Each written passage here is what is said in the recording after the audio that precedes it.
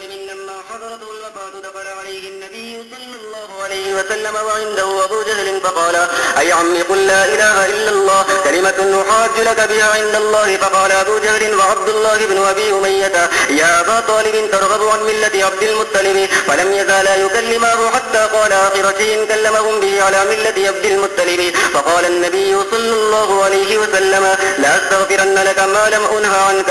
فنزلت: ما كان للنبي والذين آمنوا أن يستغفروا للمشركين ولو كانوا لي قربى من بعد ما تبين لهم أنهم أصحاب الجحيم. ونزلت: إنك لا تهدي من أحببت.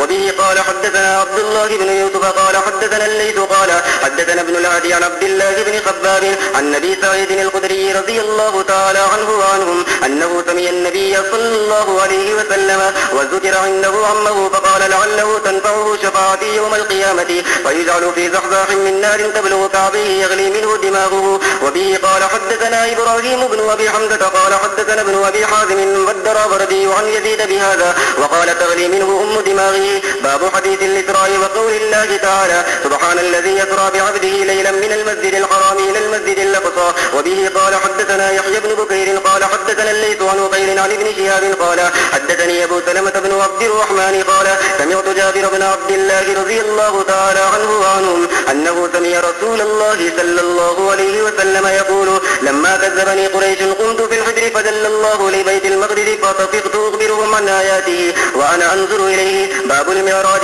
وبه قال حدثنا هدبة بن خالد قال حدثنا همام بن يحيى قال حدثنا قتادة عن أنس بن مالك عن مالك بن صعصعة رضي الله تعالى عنه وعنهم أن النبي صلى الله عليه وسلم حدثهم عن ليلة أسري به بينما أنا في الحتيم وربما قال في الحجر مزفديا إذا ثانيات فقد قال وسمعته يقول: فشق ما بين هذه إلى هذه فقلت للجارود وهو إلى جنبي ما يعني به؟ قال: من صغرة نحره إلى شهرته. وسمعته يقول: من قصدي إلى شهرته فاستخرج قلبي ثم أتيت بتست من ذهب مملوءة إيمانا فغسل قلبي ثم حشي ثم أعيد ثم أتيت بدابة دون البغل وفوق الحمار يبيض.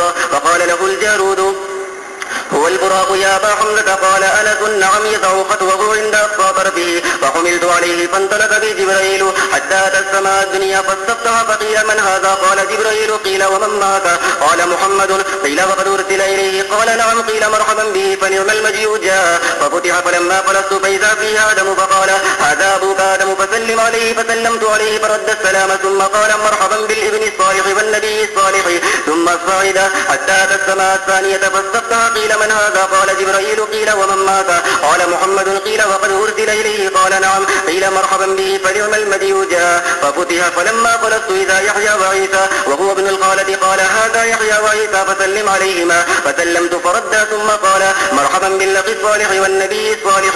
ثم صعد به إلى السماء الثالثة فاستفتح. قيل: من هذا؟ قال: جبريل. قيل: ومن معك؟ قال: محمد. قيل: وقد أرسل إليه؟ قال: نعم. قيل: مرحبا به فنعم المجيء جاء به. ففتح فلما خلصت إذا يوسف. قال: هذا يوسف فسلم عليه. فسلمت عليه فرد ثم قال: مرحبا بالأخ الصالح والنبي الصالح. ثم صعد بي حتى أتى السماء الرابعة فاستفتح. قيل: من هذا؟ قال: جبريل. قيل: ومن معك؟ قال: محمد. قيل: وقد أرسل إليه؟ قال: نعم. قيل: مرحبا به فنعم المجيء جاء. ففتح فلما خلصت إلى إدريس. قال: هذا إدريس فسلم عليه. فسلمت عليه فرد ثم قال: مرحبا بالأخ الصالح والنبي الصالح.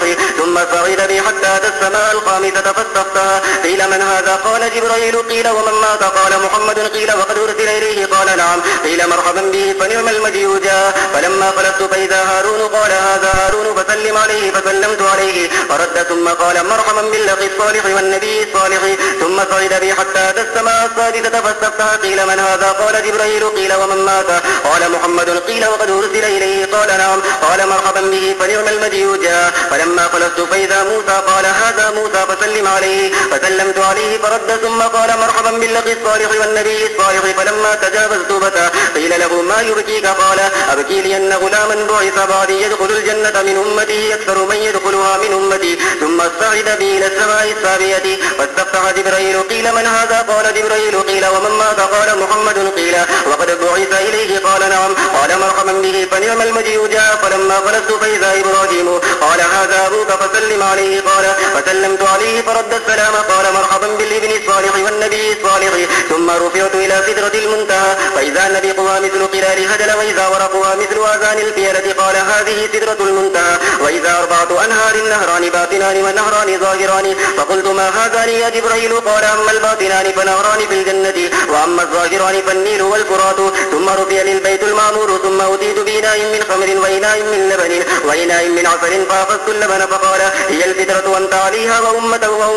ثم فرضت علي الصلوات 50 صلاة كل يوم. فرجعت فمررت على موسى فقال بما أمرت؟ قال أمرت ب50 صلاة كل يوم. قال إن أمتك لا تستطيع 50 صلاة كل يوم وإني والله قد جربت الناس قبلك وعالجت بني إسرائيل أشد المعالجة.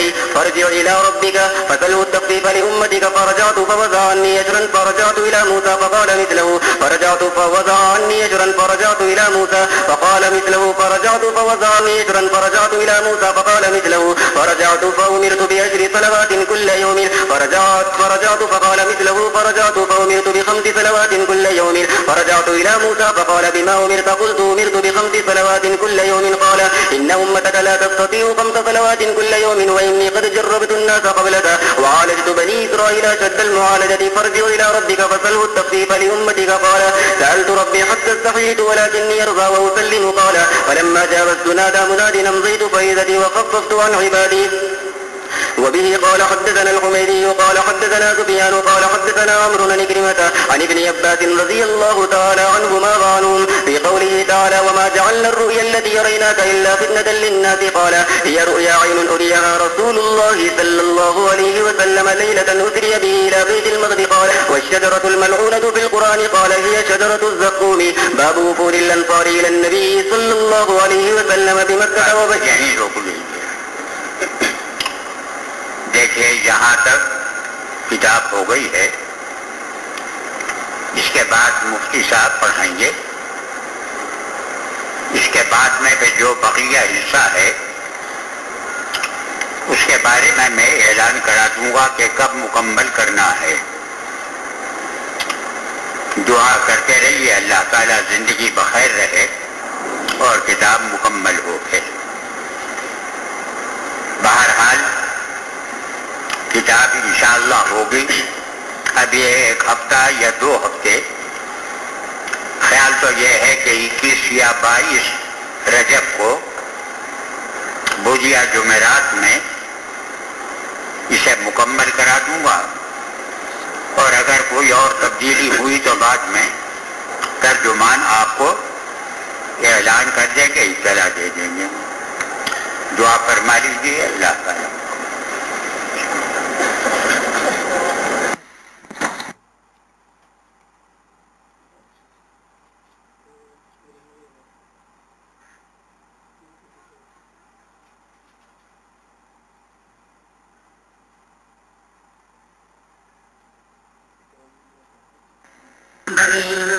पेश करता हूँ।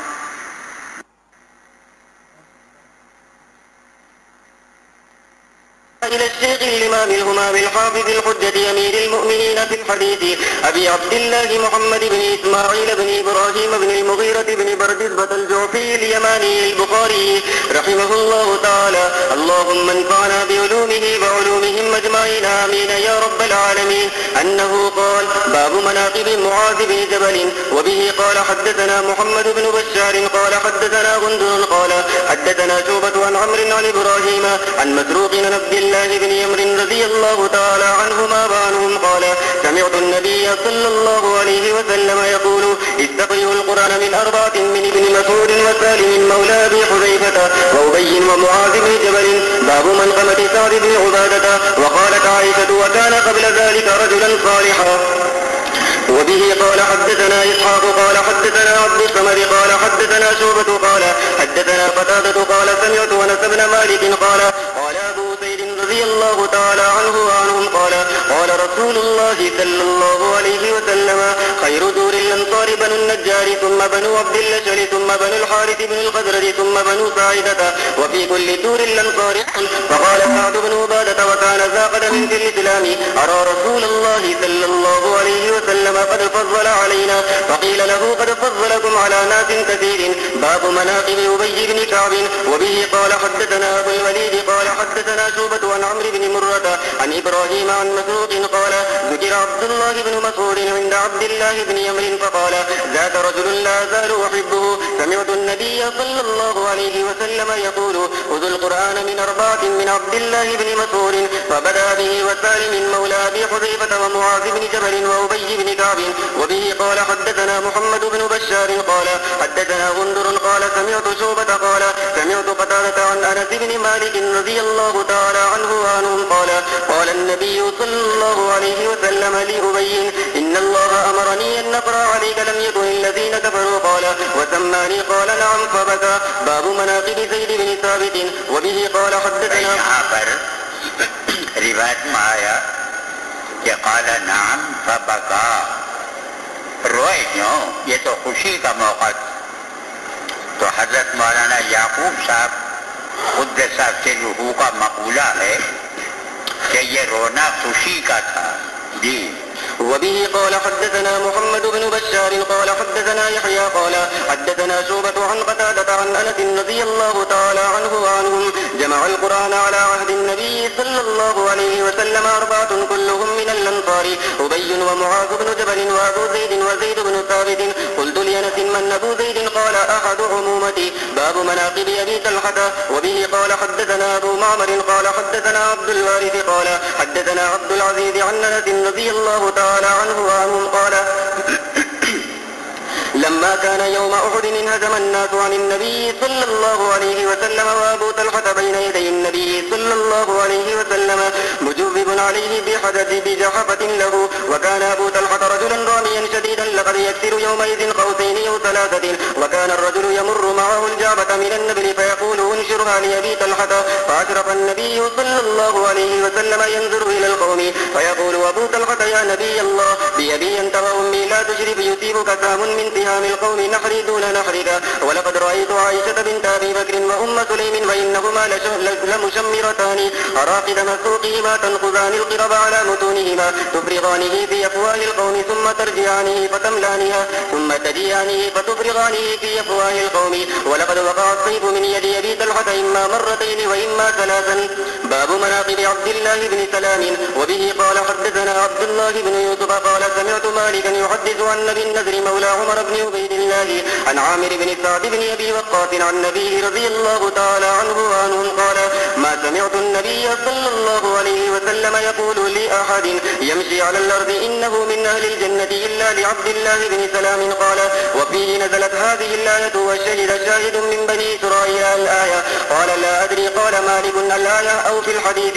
وبه قال حدثنا عبد الله بن محمد قال حدثنا أزهر السمان عن ابن عون عن محمد عن قيس بن عباد قال كنت جالسا في مسجد المدينة فدخل رجل على وجهه يسر الخشوع فقالوا هذا رجل من أهل الجنة فصلى 2 تجوز فيهما ثم خرج واتبعته فقلت إنك حين دخلت المسجد قالوا هذا رجل من أهل الجنة قال والله ما ينبغي لأحد أن يقول ما لا يعلم وسأحدثك لما ذاك رأيت رؤيا على عهد النبي صلى الله عليه وسلم فقصصتها عليه ورأيت كأني في روضة ذكر من سعتها وقدرتها ووسطها عمود من حديد أسفله في الأرض وأعلاه في السماء في أعلاه عروة فقيل لي ارقه قلت لا أستطيع فأتاني منصف فرفع ثيابي من قلبي فرقيت حتى كنت في أعلاها فأخذت بالعروة فقيل لي استمسك فاستيقظت وإنها لفي يدي فقصصتها على النبي صلى الله عليه وسلم قال تلك الروضة والإسلام وذلك العمود عمود الإسلام وتلك العروة عروة الوثقى